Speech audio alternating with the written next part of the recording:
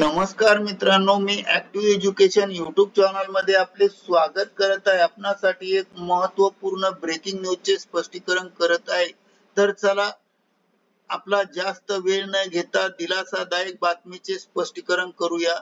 मित्रांनो, बातमी आहे सरकारी कर्मचाऱ्यांसाठी महत्त्वाचा निर्णय. केंद्र सरकारने ह्या पेन्शन बाबतीत घेतला हा मोठा निर्णय. या संदर्भामध्ये स्पष्टीकरण पाहूया. नमस्कार मित्रांनो, पुन्हा एकदा आपले हार्दिक स्वागत. आताच्या घडीची सर्वात महत्त्वाची ब्रेकिंग न्यूज ही बातमी आहे. सरकारी कर्मचाऱ्यांसाठी मोठी बातमी आहे. सरकारी कर्मचाऱ्यांच्या महत्त्वाचा निर्णय. केंद्र सरकारने ह्या पेन्शन संदर्भात घेतला हा निर्णय. मित्रांनो, काय आहे ही बातमी नक्की बघूया आजच्या या व्हिडिओ मार्फत. चला तर करूया ब्रेकिंग न्यूजचे स्पष्टीकरण. मित्रांनो, हा व्हिडिओ सुरुवातीपासून शेवटपर्यंत हमखास पहा, कारण हा व्हिडिओ महत्त्वाचा निर्णय स्पष्ट करणारा आहे. ब्रेकिंग न्यूजचे स्पष्टीकरण पुढील प्रमाणे करूया. ब्रेकिंग न्यूजचे स्पष्टीकरण करण्यापूर्वी आपण जर ऍक्टिव्ह एज्युकेशन युट्यूब चॅनलवर नवीन असाल तर चॅनलला लाईक, शेअर आणि सबस्क्राईब करायला विसरू नका.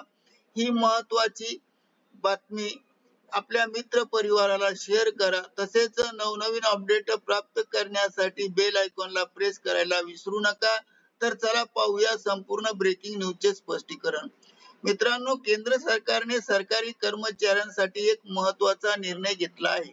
राष्ट्रीय पेन्शन योजना म्हणजे एनपीएस प्रमाणे युनिफाईड पेन्शन योजना म्हणजेच यूपीएस संदर्भात घेण्यात आला आहे.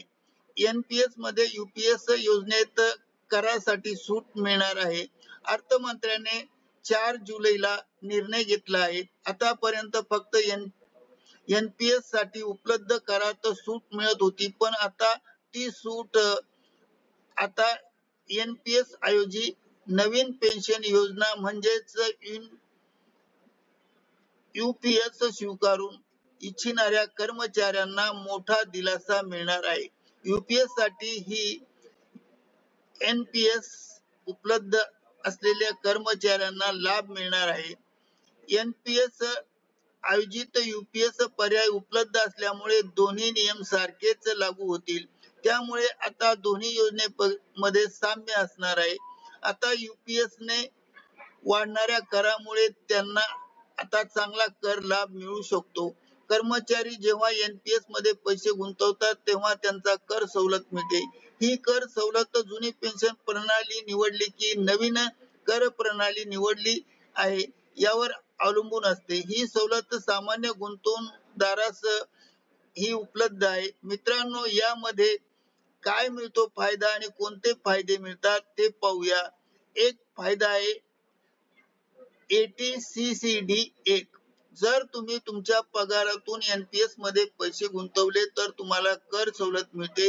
ही सवलत तुम्हाला तुमच्या मूळ पगाराच्या 10% किंवा 1.5 लाख रुपयापर्यंत जे कमी असेल ते मिळणार आहे. दुसरा फायदा आहे 2 एटीसीसीडी 1B.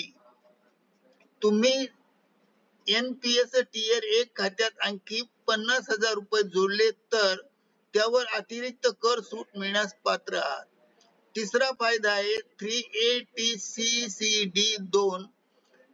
यामध्ये सरकार तुमच्या एनपीएस खात्यात जमा केलेले पैसे तुमच्या मूळ पगाराच्या डीए म्हणजे सुमारे 14% देखील करमुक्त आहेत.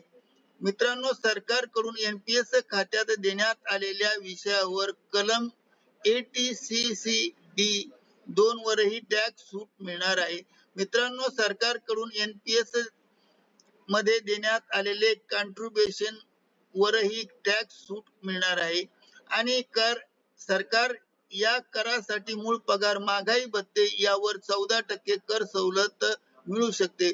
परंतु तुम्ही एनपीएस खात्यात पैसे जमा केल्यावर नवीन कर प्रणालीत सूट मिळते. केंद्र सरकारी कर्मचाऱ्यांना 30 सप्टेंबर पर्यंत एनपीएस वरून यूपीएस मध्ये जाऊ शकतात.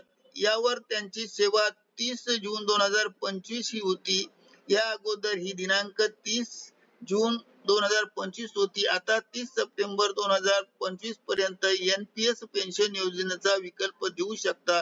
किंवा NPS योजनेचाही देऊ शकता. करिता ऍक्टिव्ह एज्युकेशन युट्यूब चॅनलने आपल्यासाठी हा व्हिडिओ व्हायरल केला आहे. आपणास आवडल्यास लाईक, शेअर आणि सबस्क्राईब करायला विसरू नका. धन्यवाद.